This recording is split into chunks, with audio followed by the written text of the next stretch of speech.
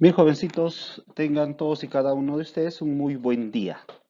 Chicos, el día de hoy en el área de ciencias sociales vamos a hablar acerca de la Europa del siglo XI, ¿sí? Cuando hablamos de la Europa del siglo XI, pues vamos a hablar de que ya el feudalismo dentro del contexto mundial, sobre todo en Europa, jovencitos, pues entra en una profunda crisis. Pero dentro de este proceso surgen algunos imperios que también le dan cierto tipo de relevancia, ¿sí?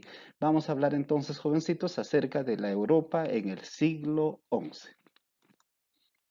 Bien, la Europa en el siglo XI, chicos, estuvo constituido sobre todo por la hegemonía de algunas naciones, entre ellas pues las naciones romanas, es decir, aquellas naciones romanas que fueron invadidos por los francos, pero sin embargo supieron pues consolidarse como pequeñas naciones y obviamente entre estas naciones y las naciones germánicas pues se encontraban no en una situación pacífica, sino se encontraban por mucho tiempo en constantes luchas. Luego de estas constantes luchas por la hegemonía, porque cada una de estas naciones peleaba por tener el poder, pues llegan momentos en que ya existe ciertas tendencias de unificación. Es así que, por ejemplo, en el siglo XI, perdón, hubo intentos de unificación política. Es decir, algunas naciones confrontadas entre ellos, jovencitos, decidieron pues ejercer un liderazgo para que de esa manera pues se logre la unidad definitiva de estas naciones. Pero ¿cuál era el objetivo de esa unificación? El objetivo de esa unificación en primer lugar, pues era conformar un Estado unificado. Es decir, de todos esos reinos pequeños que estuvieron en guerra y los que no estuvieron en guerra, pues los líderes de estas naciones más poderosas buscaron unificar a todos esos reinos, a todas esas naciones. El otro objetivo habría sido, jovencitos, recuperar el esplendor romano. ¿Qué significa cuando hablamos de recuperar el esplendor romano? Pues ellos siempre vivían con la nostalgia de que todo tiempo antiguo fue mejor. Y en un tiempo antiguo, pues el que tuvo un poder político hegemónico, un gran poder, jóvenes en toda Europa, fue el Imperio Romano de Occidente. Entonces, todos los pueblos que en ese entonces pertenecían a ese imperio, todos ellos querían pues recuperar ese poder político que antiguamente los había caracterizado. Vayamos a ver, jovencitos, algunos de los acontecimientos que se dieron en esta etapa. Bien, el, hablemos, por lo tanto, de un último imperio dentro de esta formación económica social denominado el Sacro Imperio Romano Germánico. ¿Sí? Vamos a ver cómo surgió este imperio. Entre los siglos 9, 10, 11, sobre todo, chicos, Europa estaba dividido en muchos reinos, como les decía anteriormente, y al mismo tiempo también en muchas naciones libres. Es decir, estas naciones libres simplemente se juntaban entre personas que tenían costumbres similares, idiomas similares y formaban naciones. Entonces, todos eran libres, todos andaban de acuerdo a cómo procedían, es decir, no había una autoridad formal fuerte. Entonces, jovencitos, la división básica de manera formal se daba pues cuando se dio la división del Imperio Carolingio. Ustedes saben que en la clase pasada hablábamos acerca del Imperio Carolingio. A ver, cuando se da la división del Imperio Carolingio, pues se divide básicamente en dos reinos formales. Por una parte, los reinos romanos y por otra parte, los germanos. ¿Sí? A ver, en realidad, pues cada uno de estos ejercían un gobierno formal, tenían un rey formal. Y es más, que por ejemplo, uno de estos reinos, que era el reino de Francia, pues tenía una representación monárquica. De la misma forma, jovencitos, otros reinos romanos germánicos estaban gobernados por el poder religioso, eh, por la cual constituían reinos cristianos. Bien, Cuando hablamos nosotros específicamente de de los reinos germánicos, jovencitos, estos estaban integrados, ¿no? Por Sajonia, por Lorena, otro reino importante, Baviera, ¿sí? Otro Franconia y el otro Suabia. Si bien es cierto, jovencitos, estos reinos eran bastante importantes, pero sobre todo protagonizaban dentro de la Europa de ese tiempo por estar justamente estos en constantes guerras entre ellos. Bien, estos estados, si bien es cierto, la autoridad del rey, ¿no? La autoridad formal era muy débil. Si bien es cierto, en cada uno de estos reinos había una autoridad, había un rey que tenía básicamente el poder político, pero simplemente esa autoridad estaba pintada. ¿Por qué? Porque muchos de las personas que vivían, sobre todo los nobles jovencitos, entraron en controversia con ellos y no respetaban la autoridad de los reyes. Entonces, jovencitos, ya se estaba viendo, pues de esta manera, cómo el feudalismo, cómo la Edad Media entraba a una gran crisis. Ahora vayamos a ver cómo se dio el nacimiento del Sacro Imperio Romano Germánico. Para analizar esta cuestión, jovencitos, tenemos que entender que uno de los primeros reyes, uno de los primeros emperadores de este gran imperio fue pues Enrique el Pajarero. Enrique el Pajarero, jovencitos, a un inicio fue considerado como el duque de Sajonia, y ustedes saben que Sajonia era uno de los reinos germánicos. Entonces, Enrique el Pajarero, jovencitos, asume el cargo de rey el año 918, ¿sí? Quien pues es condecorado como el rey de Germania, de la cual el día de hoy es la famosa Alemania. Bien, intentó afianzar su poder, porque ustedes entenderán que en ese entonces casi nadie respetaba a los reyes, chicos. Los reyes simplemente eran figuras decorativas, figuras de adorno. ¿Por qué? Porque en este caso los reyes pues tenían enemigos notables y estos enemigos notables eran personas hacendadas, en otras palabras los nobles, ¿no? Entonces ante esa situación pues Enrique el Pajarero intentó afianzar, intentó fortalecer su poder político. Para eso tuvo que obviamente enfrentarse a sus enemigos, a la cual los combatió, ¿no? De manera sangrienta. Por lo tanto, podemos decir con claridad que combatió a otros ducados. ¿Y quiénes eran otros ducados? Obviamente eran otras regiones, otras naciones, otros pequeños reinos, cuyos reyes, ¿no? Eran también personas nobles que estaban en oposición a Enrique el Pajarero. Bien, cuando este señor muere, Enrique el Pajarero muere, el quien asume, jovencitos, el control, en este caso, de esta organización política romana germánica, viene a ser el famoso Otón, que para muchos jovencitos es el primer Reich, es decir, es la persona que ejerce, ¿no? Una autoridad política que viene a ser la base de la formación del imperio alemán, ¿no? Entonces, jovencitos, él asume, Otón I asume el reino el año 936, ¿sí? Bien, ¿cuál era el fin de Otón, jovencitos? Otón aspiraba a reconstruir Roma. ¿Eso qué significa?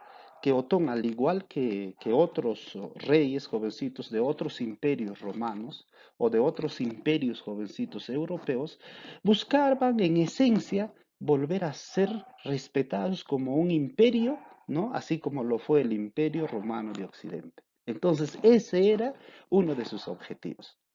El segundo objetivo, jovencitos, era la de consolidar su autoridad en Germania, es decir, Otón primero buscaba, jóvenes, de que él sea respetada de acuerdo a su investidura, como el rey que era en ese entonces de toda Germania. Para eso, jovencitos, intentó subordinar a la nobleza. Ya les había dicho anteriormente que el principal enemigo de los reyes dentro del nacimiento del imperio, ¿no? Romano germánico, jovencitos, pues los enemigos básicos eran los nobles. Entonces, Otón los tuvo que enfrentar e intentó subordinar a la nobleza. Intentó que estos nobles le rendieran pues o le rindieran pues cierto respeto al rey de Germania. Al mismo tiempo, jovencitos, convirtió a los nobles en funcionarios. A ver, a muchos nobles los combatió Otón, pero a algunos nobles que también tenían bastante poder, simplemente les quiso jalar a su favor. En otras palabras, buscó aliarse con otros nobles. Pero vamos a ver si lo consiguió. A ver, no logró su objetivo.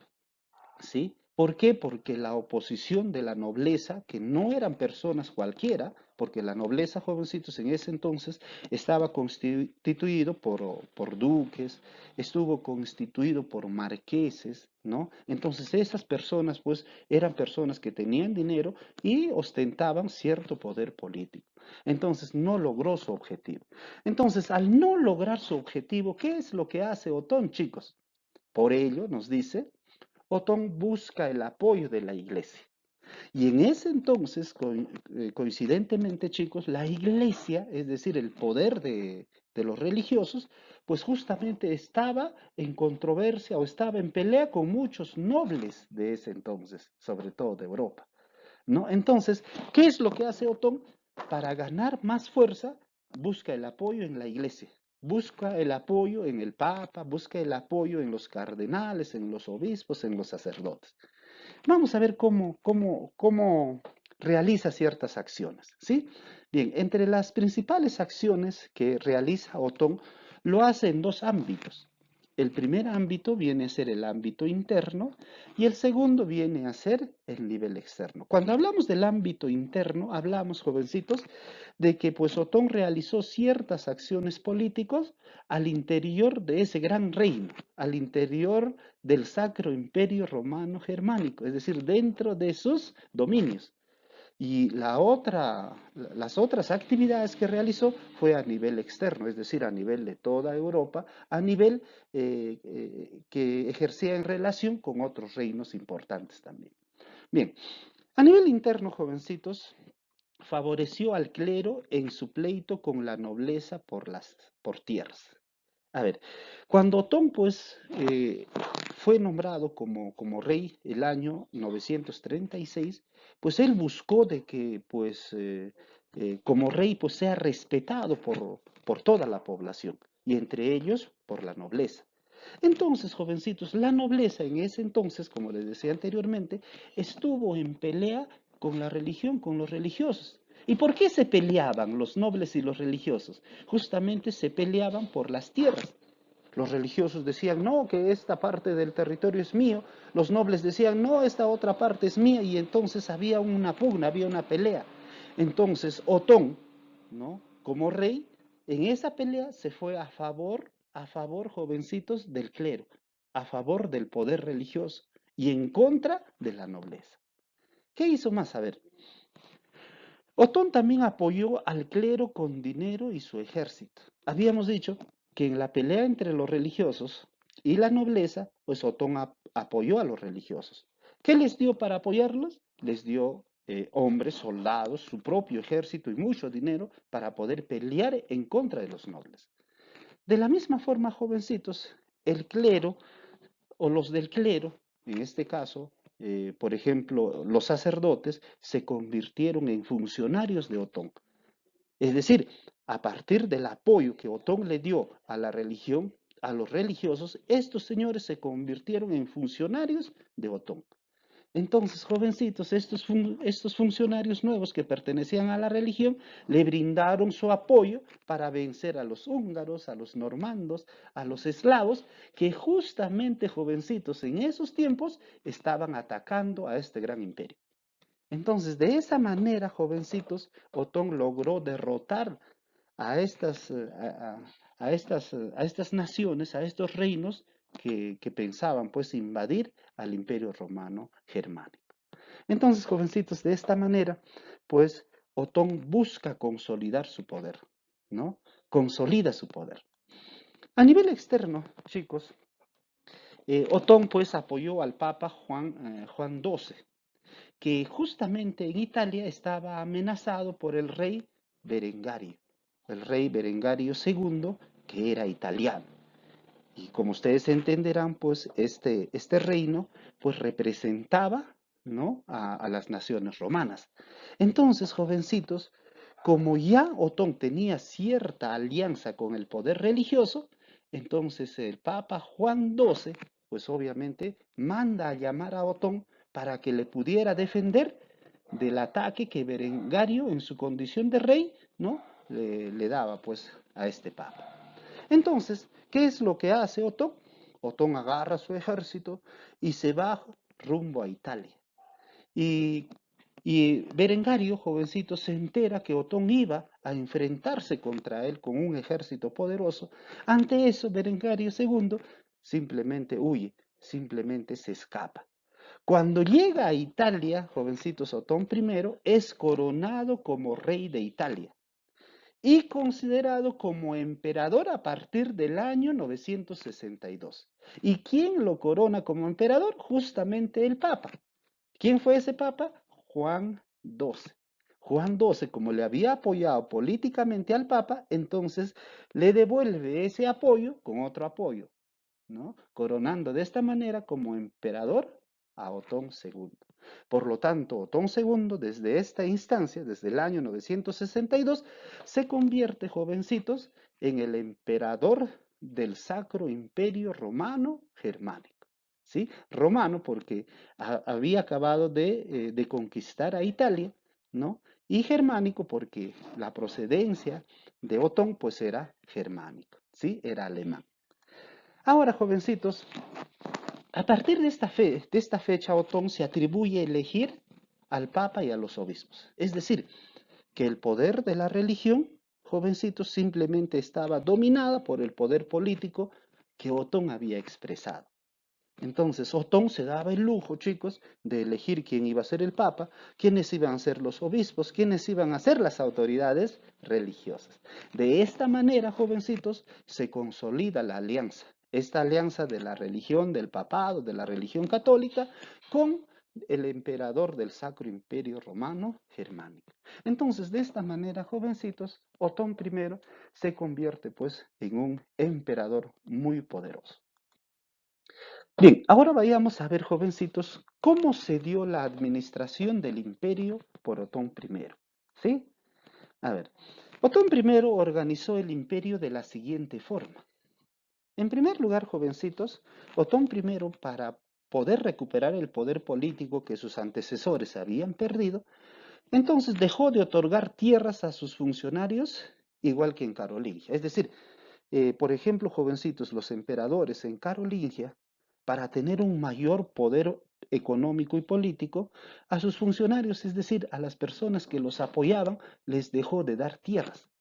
De la misma forma, jovencitos, en el Sacro Imperio Romano Germánico, Otón, jóvenes, les dejó de dar riquezas a sus funcionarios. Simplemente por su servicio les pagaba. Entonces, eso era una estrategia con la finalidad de que la nobleza, jovencitos, no otorgara o no obtuviera tanto poder y de esta manera no se pudiera rebelar contra el emperador. Entonces, jovencitos, esos funcionarios fueron reemplazados en otros casos por una red administrativa eclesiástica. Es decir, Otón, chicos, no solamente dejó de otorgarles tierras, ¿no?, a esos nobles que eran sus funcionarios, sino que a muchos de estos funcionarios los reemplazó, jovencitos, por curas, por sacerdotes. Es decir, hubieron muchos sacerdotes, hubieron muchos obispos, quienes eran gobernadores en algunos pequeños reinos que pertenecían al imperio romano germánico. Entonces, de esa manera, jovencitos, tanto Otón, que representaba al poder político, y la religión católica por el Papa, y los obispos, ¿no?, y los curas comenzaron a gobernar el Sacro Imperio Romano Germánico. De esa manera también, jovencitos, se apoyó, chicos, como les decía anteriormente, en los obispos, en los arzobispos, para poder gobernar ese imperio inmenso. Por lo tanto, este tipo de personas se convierten en autoridades, ¿no? Estas autoridades, por lo general, muchos de estos se convirtieron en autoridades civiles, es decir, en gobernadores, ¿no?, de muchos pueblitos pequeños, así como también muchos de estos sacerdotes, imagínense ustedes, se convirtieron en autoridades militares. Es decir, imagínense un cura, un sacerdote, no mandando a un ejército. Es decir, los sacerdotes adquirieron muchísimo poder tanto político así como también militar. De la misma forma, jovencitos, estas autoridades cumplieron ciertas funciones. Una de las funciones fue la de autorizar los mercados, por ejemplo. Es decir, estos funcionarios, a través de sus poderes civiles, organizaron mercados para poder incentivar el desarrollo de la economía de este gran imperio. Es decir, jovencitos, ¿no? Comenzaron a jovencitos a convertir algunas zonas en zonas comerciales para que de esa manera, jovencitos, el comercio que tenía bastante importancia en la última etapa del feudalismo, pues se vaya consolidando. Por otro lado, también, jovencitos, dentro de sus funciones, ellos otorgaban derechos aduaneros. ¿Qué significan derechos aduaneros? Significa esto de que un comerciante, por ejemplo, si quería ir a otro reino, jóvenes, a vender sus mercancías, a vender sus productos, tenía que tener un pasaporte, tenía que tener un documento, una autorización especial. ¿Quiénes otorgaban estas autorizaciones? Pues estos obispos, arzobispos que tenían pues funciones civiles.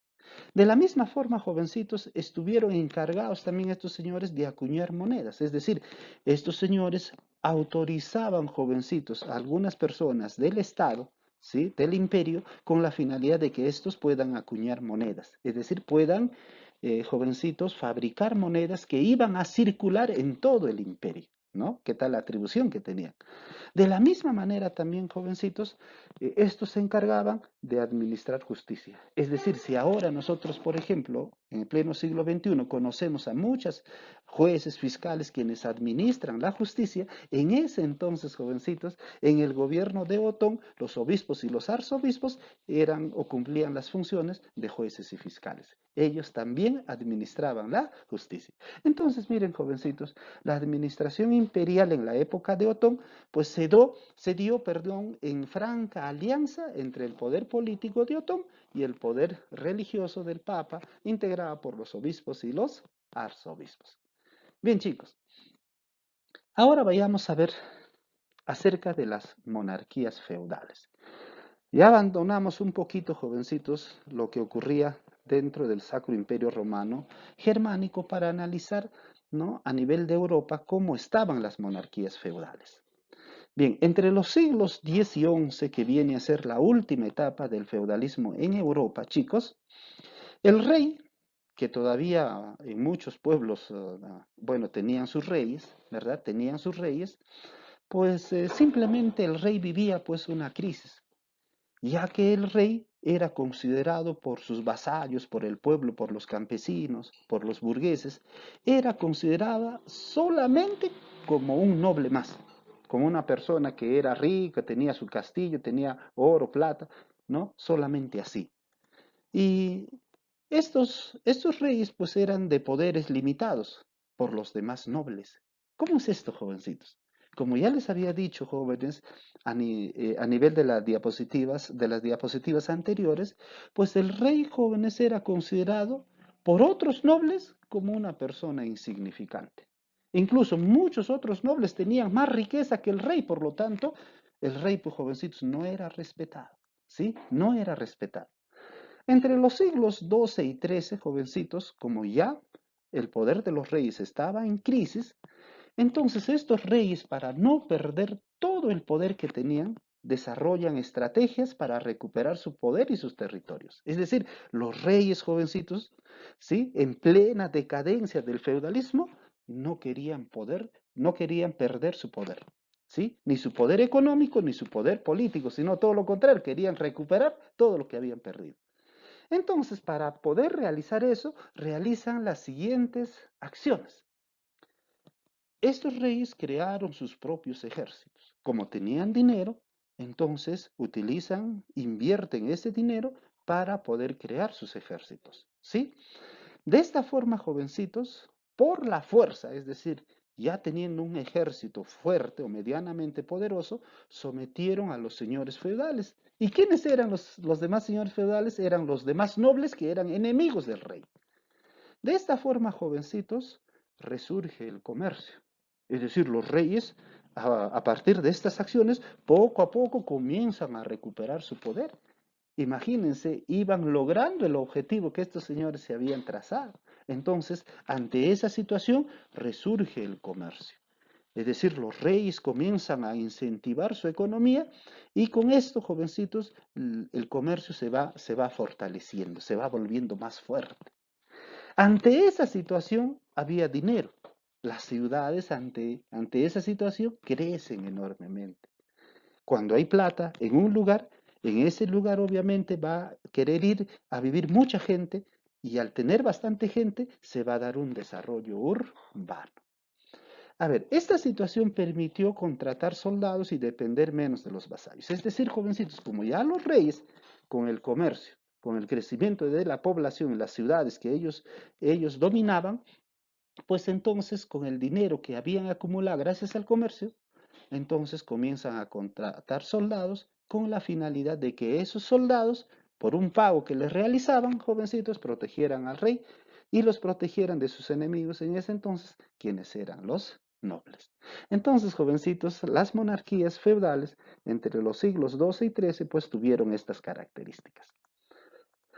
Ahora, jovencitos, pero esta situación no duró mucho. Los reyes poco a poco, jovencitos, fueron perdiendo más poder y poder. ¿Por qué fueron perdiendo más poder y poder? Porque ya dentro de las ciudades había una clase, la clase burguesa. Esta clase burguesa buscó alianza con los campesinos, ¿sí? Y junto a ellos comenzaron a rebelarse contra los reyes. Y los reyes, jovencitos, para poder defenderse de esos ataques, comienzan a darle cierto poder a los burgueses y al pueblo. Es por eso que van a ir formando los primeros parlamentos. ¿Qué son los primeros parlamentos? Vienen a ser las primeras autoridades, ¿no?, que salían del poder del pueblo. Es decir, el pueblo los elegía para representarlos ante el poder del Estado. Es, es como si el pueblo comenzara a elegir a sus representantes, a sus congresistas, ¿no?, a sus parlamentarios. De esta forma, jovencitos, entre los siglos XII y XIII surgen los primeros parlamentos, ¿sí? Surgen los primeros parlamentos. Pero ¿quién, jovencitos, va a convocar para que surjan estos primeros parlamentos? La convocatoria fue del rey. Los reyes pues dijeron, ¿qué pasa si es que nosotros no convocamos a que se junten o a que se integren los parlamentos por decisión del pueblo, de la burguesía? Entonces, si eso no hubieran hecho los reyes, entonces, chicos, ellos hubiesen perdido todo el poder político y económico que hasta ese entonces tenían. Entonces, para no perder, ¿qué es lo que hacen? Convoca el rey, jovencitos, para formar los primeros parlamentos. ¿Y a quiénes convoca? Convoca a los nobles, ¿sí?, es decir, a las personas adineradas, a los terratenientes. De la misma forma convoca a los clérigos, es decir, a los religiosos, a los obispos, a los curas, a los sacerdotes, y también convoca a algunas personalidades de las principales ciudades. Dentro de estas personalidades de las principales ciudades estaban pues personas intelectuales, personas que entendían bien la situación política, la situación económica de ese entonces, ¿no? Entonces, chicos, esos parlamentos formados, jovencitos, tuvieron ciertas funciones. Vamos a ver cuáles habrían sido esas funciones. En primer lugar, este parlamento autoriza los impuestos, es decir, el rey jovencitos, ya no autorizaba ya de que el pueblo pagara impuestos, sino ¿quién hacía eso, jovencitos? Obviamente el parlamento. Claro que con consentimiento del rey. Por otro lado, también jóvenes, ese parlamento autorizaban los gastos, ¿no?, los gastos que se iban dando en las guerras. Es decir, el rey ya no se tomaba ya la atribución de decir, ¿sabes qué? Yo voy a mandar mi ejército por acá, para allá, para poder pelearme con uno, con otro noble, sino que, jovencitos, esa potestad quedaba ya en manos del parlamento, de los representantes del pueblo.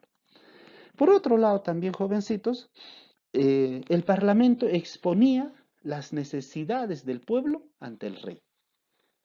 Por ejemplo, jovencitos, habían muchas leyes en muchos reinos en ese entonces, ¿no? En donde, por ejemplo, los parlamentarios se reunían con el pueblo, con los burgueses por lo general. Los burgueses decían a nosotros nos falta esto, nos falta lo otro. Entonces estos parlamentarios se reunían con el rey y le decían al rey, ¿sabes qué? Mi pueblo necesita esto, lo otro. Entonces, jovencitos, de esa manera surgieron los primeros parlamentos. Estos parlamentos, jovencitos, para poder tener poder, para poder concentrar, jovencitos, cierto poder político, tuvo que pasar muchos años. Incluso se dieron muchísimas guerras. Incluso la religión católica, chicos, tuvo que ser de alguna manera debilitada por otras facciones de las religiones. Eso lo vamos a ver en otras diapositivas más adelante. Ahora, jóvenes, vamos a ver cómo fue la vida en la Europa del siglo XI. Si bien es cierto, los reyes habían perdido cierto poder, hacían todo lo posible para recuperar su poder político, jovencitos, vamos a analizar pues cómo fue la vida en ese entonces, ¿no? Qué costumbres básicas se daban y entre todas esas cuestiones. La vida era una vida muy dura, chicos. ¿Por qué decimos que fue una vida muy dura? Porque la gente vivía en muchas guerras, ¿sí? En muchas peleas, en peleas constantes. Es así que, jovencitos, producto de estas guerras, se dan muchas enfermedades, muchas pandemias, así como la pandemia que estamos viviendo el día de hoy en pleno siglo XXI también se dio.